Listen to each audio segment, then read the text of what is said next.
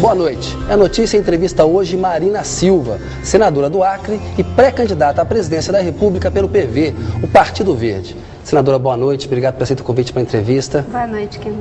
Senadora, eu queria começar falando com a senhora da sua saúde. A senhora é candidata à presidência da República, né? Pré-candidata, porque nós não estamos ainda na fase propriamente dita da campanha, que vai começar em 5 de julho. E esse é um assunto de interesse público. A senhora fez exames nessa semana, fez um check-up. Como é que está a sua saúde, senadora?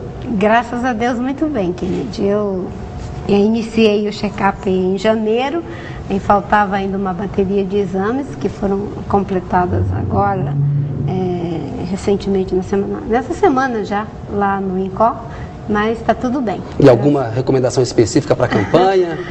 Alimentação? A minha dieta é a mesma, né? O cuidado com aquelas coisas que eu tenho alergia e que tem alguma sensibilidade em relação ao problema das malárias que já tive, mas isso eu já faço há 20 anos. Sabe que candidato tem que comer muito pastel em campanha, né, senadora? Mas você sabe que eu, nas minhas campanhas lá no Acre, né, eu era uma candidata que não bebia café, porque eu não bebo café, e também que comia com muita moderação, e as pessoas sempre têm muito carinho. Aliás, aonde eu chego, uma das coisas que as pessoas fazem questão é de fazer a minha alimentação de acordo com a minha dieta. É tudo muito carinhoso. E pode ser algo bacana na campanha também, ou seja, uma alimentação mais saudável, né? Isso é sempre importante. E as mulheres sempre perguntam assim um pouco se essa receita é o que faz ficar magra. É que a senhora está muito bem. Senadora, aí não há um risco de uma candidatura, tipo um samba de uma nota só, que discuta só mais o eixo ambiental e esqueça problemas sociais graves que existem no Brasil?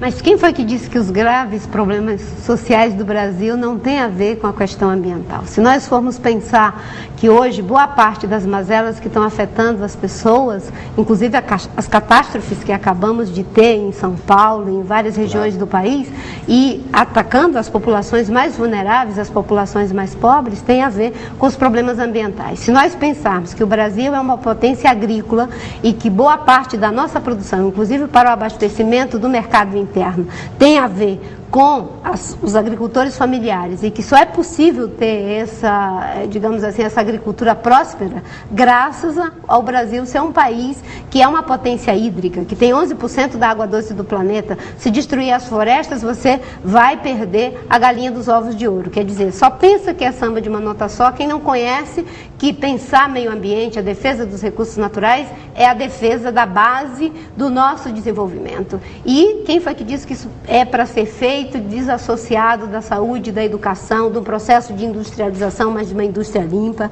da geração de energia, mas de uma energia que seja sustentável, planejada de acordo com as necessidades desse século. Senadora, então, para falar das outras notas do samba, eu queria começar com um bloquinho de política externa. Queria pedir que a senhora falasse mais sucintamente, porque são várias questões e eu acho importante alguém que está aspirando a ser presidente da República se manifestar sobre esses pontos. O PT e o governo do presidente Lula têm uma relação de muita simpatia com Cuba.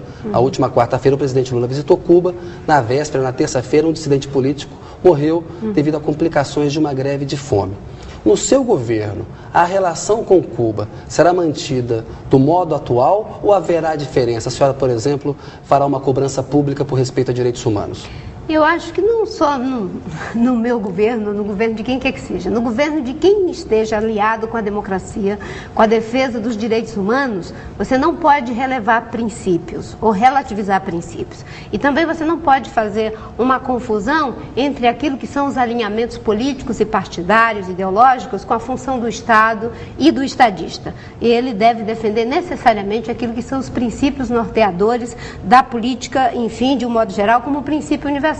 Se a democracia é boa para o Brasil, por que não seria boa para os cubanos? Se a liberdade de expressão é boa para o Brasil, por que não seria para os cubanos? Se a defesa dos direitos humanos é um princípio para os brasileiros, por que não é para os cubanos? Eu acho que aí nós temos que pensar isso como um valor que não pode ser relativizado em qualquer que seja o governo que esteja comprometido com a democracia. O presidente tem que se manifestar, então. A senhora se manifestaria no encontro com Raul Castro? No meu entendimento, sim. Obviamente que nós, inclusive, quando estávamos vivendo sob, enfim, a égide da ditadura, nós buscávamos toda uma rede de apoio, obviamente que guardando o princípio da não ingerência, porque os países são autônomos, não é que se vai ficar agora fazendo qualquer tipo de ingerência e desrespeitando esse princípio nas relações com os outros estados nacionais, mas existem determinados princípios e valores que não podem ser relativizados. Na sua opinião, Cuba é uma ditadura?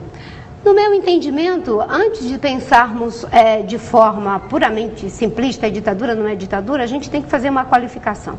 A Revolução Cubana foi um processo importante? Obviamente foi importante. Tem conquistas importantes? Tem conquistas importantes. É o fim da história? Não é o fim da história. Precisa ser aperfeiçoada? Precisa ser aperfeiçoada. Como que a gente pode achar que no Brasil é importante termos eleição e em Cuba não é? Que regime é esse que se sustenta, mas que não é capaz de ir se aperfeiçoando na história? Obviamente que é uma discussão complexa que envolve uma série de conquistas do ponto de vista dos valores do socialismo, mas nós não podemos ter o socialismo como um dogma, é um processo que está se construindo, está se reelaborando. E eu acho que a grande vantagem do Brasil e do próprio presidente Lula foi de ter feito um processo diferente na realidade do Brasil, já desde cedo dizendo que o nosso caminho seria um caminho democrático popular e não necessariamente pelos historicamente conhecidos da tradição socialista. Agora, Cuba, né, a Revolução Cubana foi um episódio épico do século XX e tem uma história muito bonita no seu início, mas hoje há dissidentes políticos presos. A senhora não foi clara, a senhora acha que Cuba hoje é uma ditadura? Eu acho que quando a liberdade de expressão é cerceada, você começa a ter uma situação grave na direção disso que você está dizendo. A senhora acha que está na direção de se transformar numa ditadura, mas não é? Eu acho que a ideia da defesa da ditadura do proletariado, como foi pensado, né, ela foi sendo petrificada e sendo estendida. Né? Uma classe não é portadora de uma verdade absoluta e que, em nome dessa verdade absoluta, você vai agora suplantar direitos, não é, universalmente estabelecidos. Quando isso acontece, alguma coisa deve estar errada e a gente deve se repensar. E eu acho que as relações de parceria, as relações de amizade, de cooperação, elas devem ser aprofundadas também nessa direção, não só do ponto de vista do apoio econômico, social, mas também do ponto de vista do aperfeiçoamento de valores que são fundamentais para os avanços em outros setores da vida, como, por exemplo, nas relações econômicas entre os povos. Só para isso eu entendi claramente, a senhora não acha que é uma ditadura, está caminhando para virar uma ditadura? Eu acho que tem um componente de autoritarismo forte, obviamente. Se as pessoas não podem se expressar, se as pessoas são presas por terem uma opinião política divergente do regime... É uma ditadura, então, não, senadora? Olha, eu não sou socióloga, não tenho os elementos aqui para fazer esse julgamento. Eu estou falando do ponto de vista político, não é? E, obviamente, que você me parece que tem uma visão mais clara sobre isso, de que é uma ditadura. Na minha opinião, é uma ditadura. Mas eu quero ouvir a opinião da senhora. A senhora está aqui para isso e eu não quero colocar nada na boca da senhora. Eu quero... Por isso que eu perguntei de novo, para ter claro o que a senhora pensa. Eu acho que os direitos, as liberdades, as pessoas serem, enfim, ir ao extremo, que é morrer em função de opiniões políticas, numa greve de fome, não é? Isso não é algo que possa ser relativizado. Eu digo, a democracia é bom para o Brasil, é bom também para Cuba, é bom para todos os países. Outro episódio é a relação do presidente Lula do PT com o presidente da Venezuela. Nessa última semana, a OEA, Organização dos Estados Americanos, divulgou um relatório no qual ela aponta medidas tomadas pelo presidente Hugo Chávez que, no entender da OEA, seriam autoritárias. Restrição à liberdade de imprensa, impedindo protestos ali da oposição. A OEA vê uma tentativa do executivo venezuelano de abraçar ali braços do poder judiciário, do legislativo.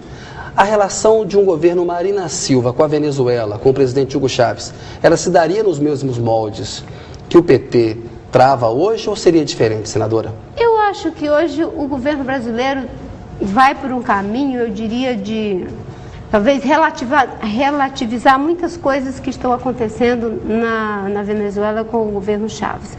Acho que isso que eu disse para Cuba se aplica para qualquer lugar, inclusive para o Brasil. Nós não podemos imaginar que nós somos portadores de uma verdade histórica e que os portadores dessa verdade podem suplantar o direito de manifestação das outras pessoas, dos outros segmentos. Nada que possa ser construído dessa forma, no meu entendimento, pode ser positivo. A América Latina tem processos históricos traumáticos em relação às ditaduras e isso não pode, em hipótese alguma, ser negligenciado do ponto de vista da aprendizagem que isso traz para os governos, que vem de uma tradição popular, que vem de uma tradição mais imbricada com os setores sociais, digamos assim, mais militantes. E, no meu entendimento, na Venezuela nós temos uma coisa que é preocupante, que é essa combinação, né, de uma democracia que vai aos poucos se transformando num processo plebiscitário. E isso vai suplantando, de alguma forma, a manifestação e a liberdade e a expressão de vários segmentos, que não é bom para a democracia e não é bom para a América Latina. Ainda na questão da política externa, o presidente Lula tem defendido uma estratégia de integração latino-americana. Em episódios recentes de crise com países vizinhos, houve uma crise com a Bolívia por conta do fornecimento de gás, a Bolívia nacionalizou setores da sua economia, o Paraguai tem uma diversidade